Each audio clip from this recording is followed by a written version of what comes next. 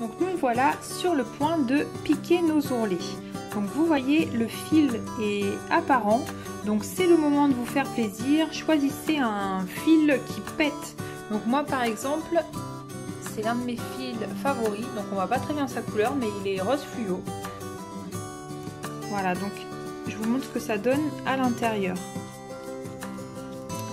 C'est parti! Donc là je me place sur l'envers de manière à pouvoir choisir la bonne marge de couture.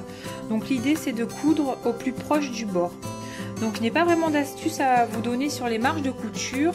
L'essentiel c'est d'être bien familiarisé avec sa machine pour pouvoir trouver ses repères. Donc là je vous ai quand même montré une petite technique que je n'utilise pas, mais je trouve que c'est une chouette astuce pour ceux et celles qui ont du mal à coudre droit. Donc c'est une bande de masking tape que j'ai collée en fait de manière à me donner un repère. C'est parti pour la couture. Donc voilà ce que ça donne une fois mon tissu placé. Donc je l'ai bien aligné à mon repère.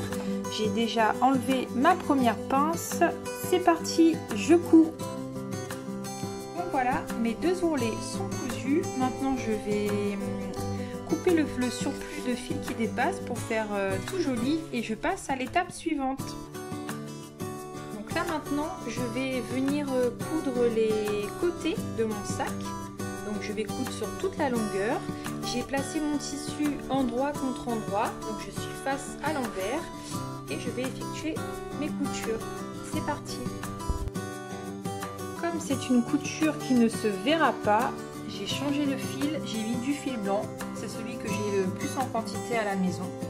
Donc voilà, la marge de couture que j'ai définie est différente, donc j'ai déplacé mon repère. C'est parti, je couds.